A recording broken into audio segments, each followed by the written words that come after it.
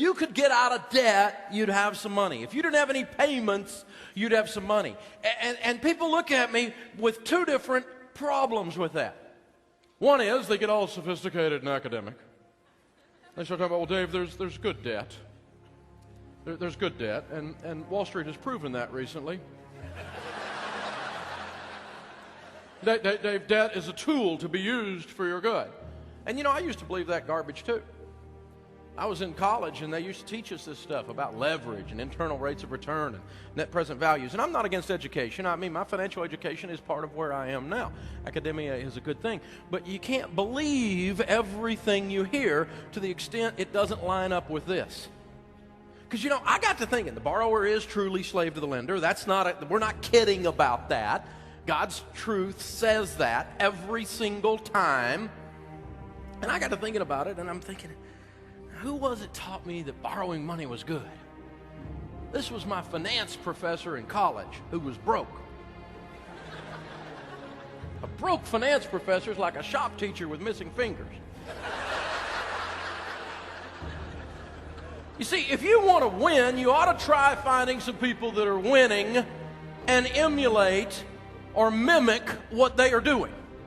If you hire a personal trainer and you walk in the first morning and your personal trainer is 400 pounds, we got a problem. If you've written a book on marriage and you've been married 14 times, bless your heart, I hope this one sticks, but I don't want to read your book. Forbes magazine has the 400 wealthiest people in North America that it publishes every year. 67% of them, 7 out of 10 of them, are first generation rich. They started with nothing, became wealthy. When they surveyed the wealthiest people in North America, not your broke brother-in-law with an opinion, but the 400 wealthiest people in North America, and they asked them what the most important key to becoming wealthy was, 75% of them said getting out of debt and staying out of debt. Unless you have the money, that by definition means you can't afford it. Because when you go into debt, then you're hooked to those payments. Now you're a slave. Jesus said it's tough to serve two masters. So what are we going to do about this? How are we going to get out? Well, we want to talk about breaking the bondage of debt and how you really do it in a real practical, hands-on, real-world application. See, the truth is that if you spread a lie or a myth often enough, loud enough, and with enough sophistication, eventually people will begin to believe it. And they will tell other people about the lie. And it's not that they meant to lie, they just believed a lie and they spread it. See, what has happened with this is debt has been marketed to us so aggressively, so thoroughly, with such sophistication and such manipulation for so long that Americans and people all around the world have begun to believe all deep down within their heart that they will never financially be somebody unless they use debt to do it. Debt is the path to prosperity. If you want you a good car, son, you got to build your credit. You'll never be anybody unless you build your credit. The rich rules over the poor, and the borrower is slave to the lender. By the way, 80% of 90 days, same as cash, doesn't pay off in 90 days, and transfers to high-interest loans at your local finance company, 24 to 38%, with a prepayment penalty just to go ahead and kick you one more time to remind you how dumb you were. Most people don't pay it off in 90 days. And if you don't pay it off in 90 days, by the way, the 90 days isn't free either. They back-charge you through that for the interest. It's how it works. It's a game. It's called fishing. Right? That's the deal. You know what happens when broke people get a house? They get broker. That's why they call them real estate brokers. A house is not a blessing when you're broke. It'll take you apart and take you down. So if you want to get a house, do some stuff about money that the Bible says so you're not broke anymore, and then go get you a house. But I didn't do that. I've been married about 15 minutes. People are in my living room going, you need to get a house. Get a house, get a house, get a house, get a house. And so we went and found a house with nothing down because that's how much we had to put down. They called it creative financing, which if you look it up in the Greek means too broke to buy a house. And so we bought a house about 3 blocks over from where I grew up. Larry Burkett used to say we spend the first 5 to 7 years of our marriage trying to attain the same standard of living as our parents. Only it took them 35 years to get there. I lived in the same neighborhood as Mom and Dad, had a better car than Mom and Dad, and for sure had a better TV and stereo system than Mom and Dad. 52% of the marriages end in divorce in North America today. Of those that divorce, the number one cause is money fights and money problems. Of those that divorce in the first 7 years of marriage, 90% say money caused it. Young marriages are falling apart everywhere. You know why? When you're like this, your leg gets tired. Well, the first thing was I was reading through Proverbs. If you read Proverbs over and over and over again, you get a master's degree in finance. It's amazing. There's 31 Proverbs, so you can read one a day. Just get you a little spiritual one a day. And so I'm doing my little spiritual one a day one morning, and I've read through this a bazillion times, and I've heard this. People call in on my radio show. They're getting out of debt, and they say, I'm getting out of debt. They have this thing in their voice.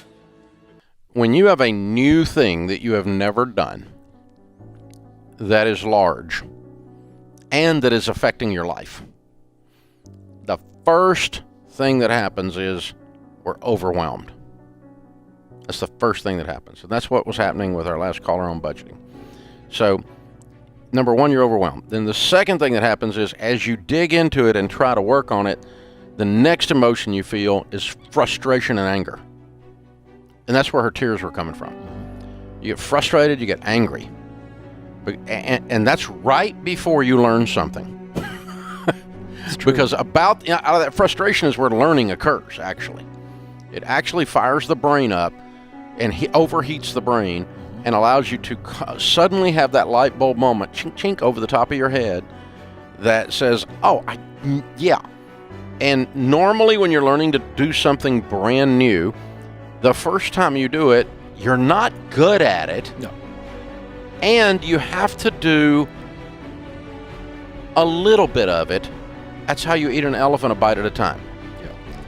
Yeah. So, you got to make it a habit. Habit doesn't happen overnight. So there's no skill. There's no aptitude when you start something new like this. But then you got to stick with it long enough. So basically, you got to suck at it long enough to get to the point where you realize why you suck at it, and then you can begin to get better at it. And budgeting is the same way. We could also use the example of dieting. This point that you make, Dave, about this moment of frustration being kind of I think it's the crucible moment for all of us, is here's what happens. The human psyche, I think, when we get to that moment of frustration where we're not very good at it, here's what happens. I think doubt creeps in. And doubt creeps in and begins to say this in our head. You're never going to be able to get this. You're never going to be able to figure this out. And then the emotion comes. It's a golf swing, or it's a miss-hit ball, or it's a striking out at the plate. Yeah. Or it's I tried to budget once and it didn't work. Yeah. Well, of course it didn't work. You tried it once. Right. But this key moment of sticking with it, Dave, as you said, this is where we really learn and we get over the hump. Here's what happens. You've got to stay with it because doubt's telling you you're never going to be able to get this. You're never going to be able to do this. And then it collides with this disappointment. So you've got the frustration, and then there's this want to colliding with, can I do it? I don't know if I can do it.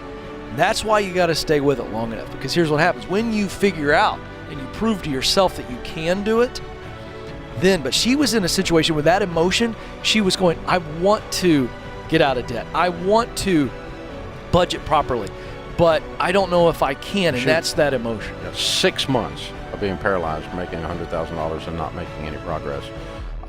There's a lot more going on there than that. But something happens there that the hope switch goes on when you strike the ball properly. Right. With the golf club, with the bat, with the tennis racket. And as you talk about, hit it in the sweet spot, and you go, oh, wait a minute, I just did that. Right. Now, it was 1 out of 100 times, but I finally did it. I finally connected with it. I finally wrote this out, and then I didn't stick to it perfectly. We always tell you it takes 3 months of budgeting before your budget actually works, because you've got to adjust the numbers and let them reflect reality. So $400 with a family of 5 for food in Nevada Las Vegas, Nevada is not reality. No. That's ridiculous. Yep. It's double that. And so you need $750 or $800, $400 each paycheck, something like that, in your budget. And so if you get to your budget in this month, and it's the first month you've done it, you find 5 different failure points. That also means you had 25 success points out of a 30 item budget. And so 30 things we did, 5 of them were bad. Oh, by the way, one of them was food. Because most people, by the way, if you're new to this stuff right now, this is the first time you've ever watched us or heard of us, most people, when you do your first month of budget, whatever you write down for food is wrong. You probably need to double it or more. And it's okay to over budget for food the first 3 months of budgeting. Now, you don't need $3,000. That's absurd. But whatever you think it is, you're wrong. And you're going to find that out by coming up short of enough money for food. Yep. You don't want to miss on that one. That's right. That's right. That's exactly right. It's one that you want to have money left over in. Yeah.